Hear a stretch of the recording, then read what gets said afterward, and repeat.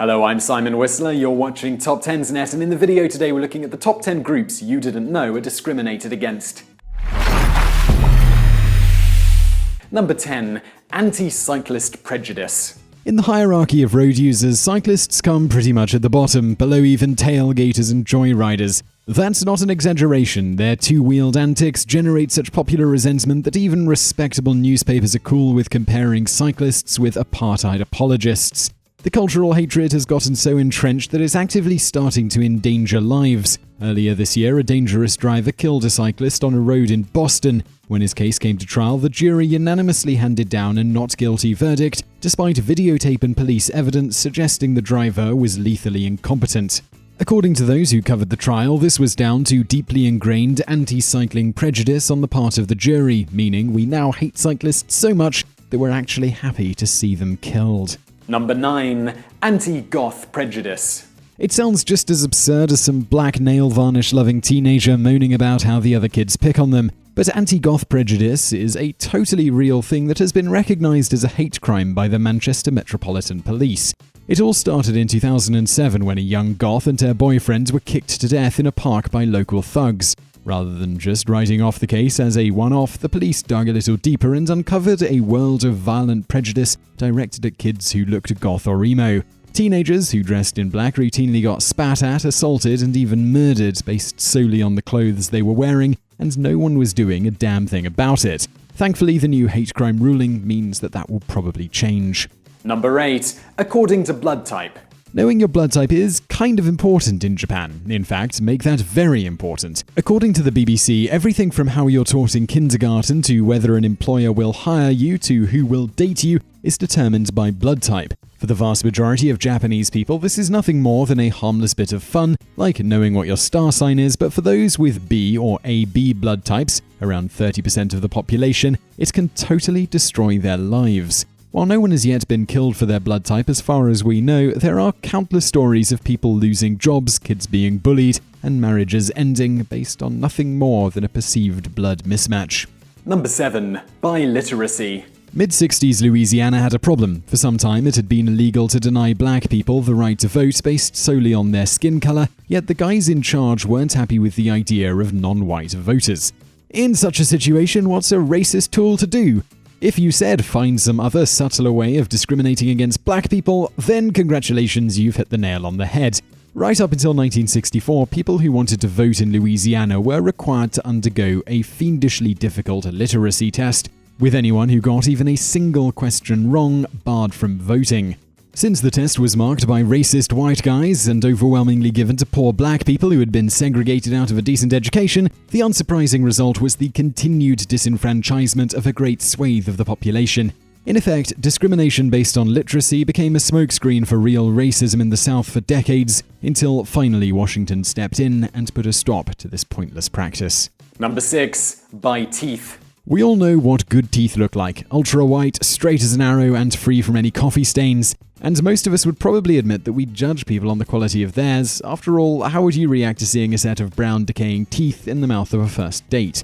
But this aversion goes past just picking potential mates and into actually affecting how we treat employees too. In a 2010 study, researchers discovered that women who drank fluoridated water during childhood, something that would show up in the improved quality of their teeth, earned an average 4% more than women who didn't. Put simply, women with better than average teeth made more money than their snaggle-toothed counterparts, regardless of their skills or economic worth. So if you're lacking in the denture department, maybe consider not ending your next prospective job interview with a smile.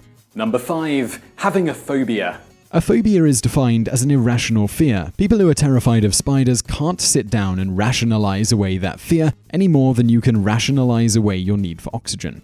Yet having a phobia is so taboo in some areas it has literally cost people their jobs. Earlier this year, an Ohio teacher got roundly mocked for suing her school after she was fired for having pedophobia, a fear of children. Summed up in a sentence like that, it sure sounds dumb, but once you dig a little deeper, you find out her phobia was specific to very young children, meaning she was fine to teach at a high school level. She did exactly that for 35 years, until the school board needlessly transferred her to a middle school position, completely against medical advice. Upon starting her new job, her phobia got so bad it nearly gave her a stroke, at which point the school board refused to transfer her again and chucked her out on her ass. Number 4. bearded men. There exists an actual honest-to-God real group called the Beard Liberation Front. Their stated aim? To fight anti-beard prejudice wherever they can find it. Bizarrely enough, such prejudice isn't actually all that rare. In New York, for example, a Hasidic Jewish policeman recently lost his job for refusing to trim his beard. As you're probably aware, going clean-shaven is something Hasidic Jews aren't really allowed to do, so the NYPD kind of dropped the ball on this one. But even this blundering has nothing to do on the oppression bearded men have suffered elsewhere in the world. Under communist stooge Enver Hoxha, Albanian men were literally banned from growing beards, with visitors to the country forcibly shaved at the border. In Turkmenistan, recently, having a goatee became grounds for a visit by the feared secret police after the unhinged president outlawed them.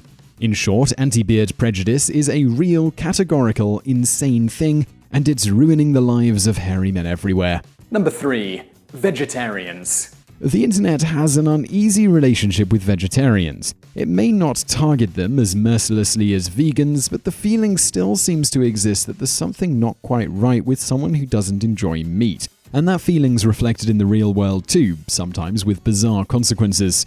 Meet Ryan Pacifico, a former trader for Callion, a big financial trading company with offices all over the world. By all accounts, Pacifico was good at his job and got along famously with everybody until his new boss learned of his vegetarianism. At this point, things suddenly went downhill. During team bonding dinners, his boss would deliberately pick meat-only restaurants. When ordering working lunches, he would only order meat and refuse Pacifico leave to get anything that wasn't dead animal. During working hours, he followed him around, calling him a fag, before ultimately firing him over a minor infraction. In short, Pacifico lost his job because he wasn't interested in eating bacon. As disproportionate punishment goes, that takes every cake in the bakery. Number 2. Belief in climate change. Who would ever fire someone for holding a different viewpoint than them over something like climate change? Well, that's exactly what happened to one of Britain's biggest real estate companies just 4 years ago. In 2009, Tim Nicholson was fired for trying to implement green policies at Granger plc. Apparently, his firm belief in climate change had been irritating his anti-green bosses, who responded by sending him packing. Hilariously, it was Nicholson's job to worry about climate change. As head of sustainability, he was meant to give an eco-friendly face to the company, one that the big bosses clearly did not believe in, and he was then fired for doing exactly what his company had hired him to do. Apparently, it turns out the people who are into sustainability generally also believe in climate change. Who would have thought it? Number 1. Cyborgs. In 2013, University of Toronto computer engineering professor Steve Mann made history. He became possibly the first person who ever lived to suffer from what we're going to call anti-cyborg discrimination. See, Mann had his own proto-version of Google Glass permanently attached to his skull. This means he is monitoring and potentially recording everything he sees at all times, and not everyone takes kindly to being on camera. So when Mann started auto-recording employees in a Parisian McDonald's, they decided to take action. Angry action. According to Mann, they attempted to rip the device from his face, an act which, if successful, would have removed half of his skull along with it, before booting him and his family out into the street. If his account is true, and there's some evidence to suggest it may have been embellished, then Mann possibly got a strange taste of what our future will one day hold. Gangs of angry McDonald's employees picking on people because they're part robot. At least they will until the Terminators come. So I really hope you found that video interesting. If you did, please do click that thumbs up button below the video and also subscribe for brand new videos just like this every day of the week. Also over there on the right are a couple of other videos you might enjoy if you enjoyed this one, and thank you for watching.